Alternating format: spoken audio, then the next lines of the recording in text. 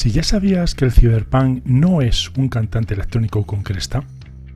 si ya sabes que la metáfora de la píldora roja no nació con Matrix, si ya sabes que los cyber no se inspiran en el estilo pop, este vídeo no es para ti, porque este vídeo está pensado para explicar en dónde hunde su imaginario y sus metáforas la filosofía del hombre libre.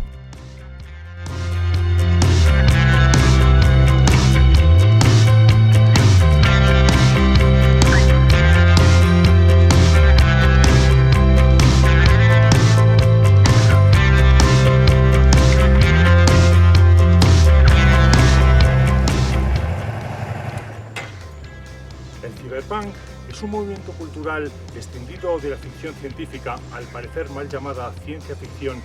que se caracteriza por mostrar un futuro de pesadilla, de mucha tecnología, pero lleno de ciudades inmensas, agobiantes, muy peligrosas, militarizadas,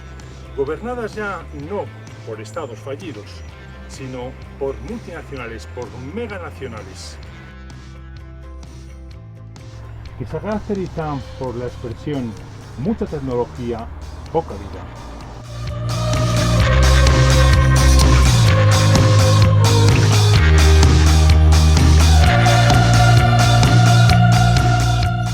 El término cyberpunk es el título de una historia corta publicada en noviembre de 1983 en la revista Amazing Story, obra de un escritor joven, Bruce Bethken, y ese mismo año lo empleó el director de ciencia ficción del Washington Post, Gardner Docis, para referirse a esos escritores jóvenes que no ven a la tecnología como algo externo, sino como algo interno, en forma de implantes o conexiones mente-máquina. En cierto modo se puede decir que seguían la estela de H.G. Wells y otros escritores clásicos con grandes esperanzas en la tecnología, pero no en la política que la emplea, hasta crear mundos más o menos distópicos como el de los Mordor y los Eloi en La máquina del tiempo.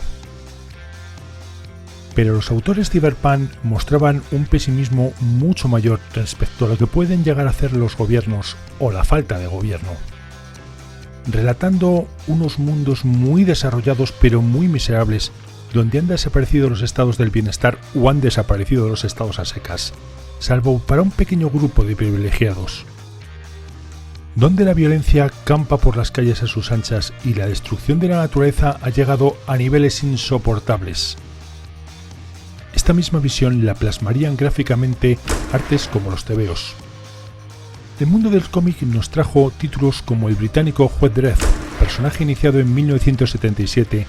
donde asistimos a una sociedad con tanta delincuencia que los jueces deben hacer de policías con el fin de aplicar una justicia inmediata, en una sociedad donde solo pueden atender el 10% de los delitos más graves.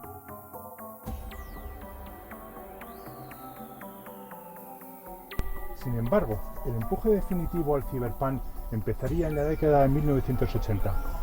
1961 es el año en que se empieza a publicar la saga del Incal, donde nos aparece ese mundo lleno de ciudades gigantes, donde hay un clasismo terrible, incluso los aristócratas van con una aureola, donde hay mucha tecnología, pero al mismo tiempo muchas necesidades, y se centra en una persona mediocre, incluso fracasada para su sociedad. También es el mismo año en el que se publica esta saga, la más vendida al parecer del cómic europeo, se estrena la película Blade Runner, que ha sido básicamente la que ha puesto la imaginería para el universo cyberpunk, con esas ciudades donde siempre es de noche, donde siempre llueve, donde no se ha conseguido erradicar la miseria, todo lo contrario, por más que algunos vayan en autos voladores, mucha gente todavía tiene que ir en bicicleta, donde existe un peligro constante y una ciudad oscura pero llena de luces de neón, vendiendo cosas que mucha gente no puede comprar.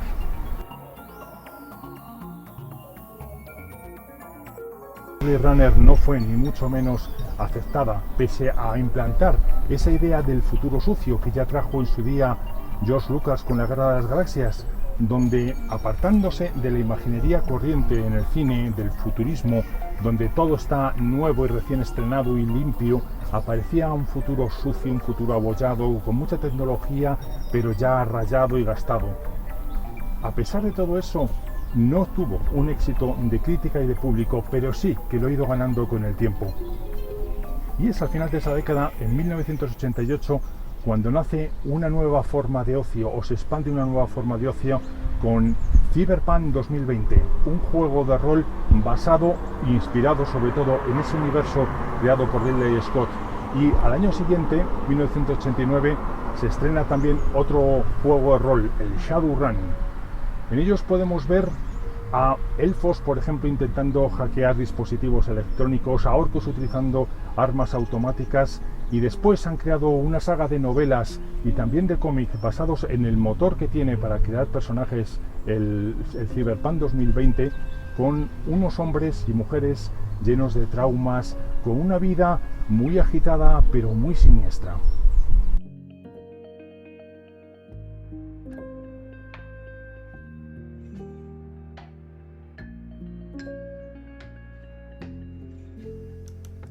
Las dos obras precursoras del Cyberpunk antes citadas, El Incal y Blade Runner, fueron creadas por grandes genios de sus respectivas artes, el dibujante francés Moebius y el británico Ridley Scott. Pero ambas son fruto de cierta colaboración.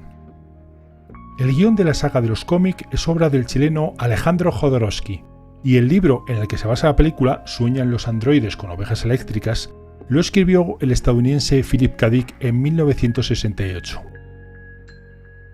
Pero el Cyberpunk no es ni mucho menos obra exclusiva de occidentales. Uno de los títulos más emblemáticos es un anime japonés, Akira, donde se muestra esa tecnología desbordante y ese miedo a los efectos que puede tener. Sin embargo, se debe reconocer el mérito de los autores europeos por ser los que más han aportado al imaginario popular y en concreto a las metáforas de la filosofía del hombre libre. Por una parte, el mencionado K. Dick es uno de los autores que contribuyó a esos mundos casi de pesadilla donde los hombres prefieren a los robots que a las mujeres y donde las máquinas pueden ser tiernas, dulces y más comprensivas que los humanos. Por otra parte, se le debe a este autor, Philip K. Dick, y al neerlandés Paul Verhoeven, la gran metáfora de la filosofía del hombre libre y por extensión de toda la androsfera. Se ha dicho muchísimo,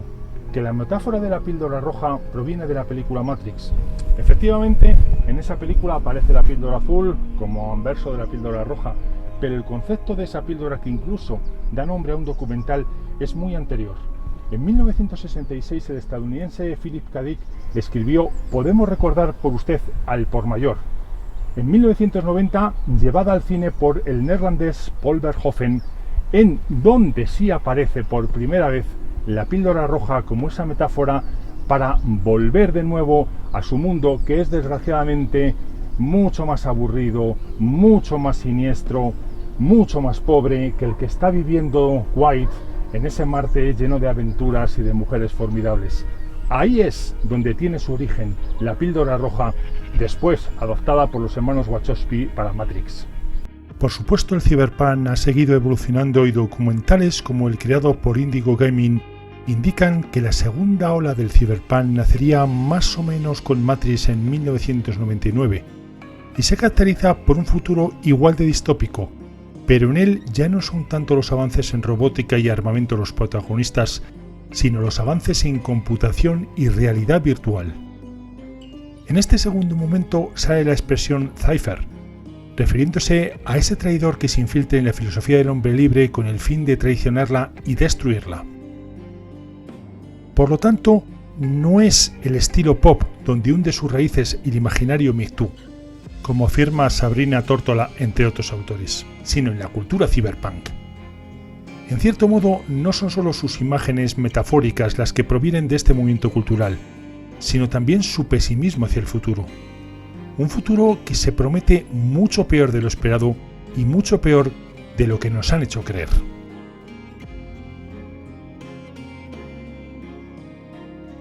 Si hago este vídeo es para, en primer lugar, desmentir comentarios como el que hacen 5 preguntas incómodas informando que el imaginario de la filosofía MeToo viene de la cultura pop, cuando no es de la cultura pop, es de la cultura cyberpunk. Pero en segundo lugar es porque si algún día este intento de filosofía llega a serlo como tal, llega a ser una filosofía con mayúsculas, va a necesitar varias materias, entre ellas una axiología, un conocimiento del valor, el decir esto es válido y esto no, y sobre todo, ¿esto es válido por sí mismo o es válido por la coyuntura en la que está? Y para conseguir una axiología es muy difícil, por no decir imposible, hacerlo sin una ética, que de momento no se tiene un concepto, un conjunto de pensamientos que nos permita distinguir lo que es bueno y lo que es malo, lo que es bueno ahora, pero quizá no en el futuro, y lo que es malo intrínsecamente, por ejemplo. Y también es necesaria una estética que paradójicamente, pese a ser un intento de filosofía que se ha difundido y ha crecido en YouTube, aunque no ha nacido allí, no posee una estética como tal. Sí que tiene algo parecido en forma de árboles, en forma de personas caminando en la naturaleza, sobre campos arados, hacia el horizonte poniéndose el sol como símbolo de la libertad, pero poco más de esas personas encima de montañas, encima de riscos. Es por esto, por lo que este intento de filosofía va a necesitar una estética propia que nos diga lo que es bello y lo que no, lo que está bien creado estéticamente por su acabado, por su diseño, por su conjunción o cualquier otra cosa. Y esto es lo que actualmente está muy lejos de tener la filosofía del hombre libre. Una filosofía que por el momento se está basando en no hagáis nada, dejadlo estar. Algo que es muy diferente del cyberpunk, que el cyberpunk parece tener en el fondo un sentimiento de haced algo, impedidlo, no permitáis que tengamos razón y que el mundo llegue a ser como el que estamos describiendo.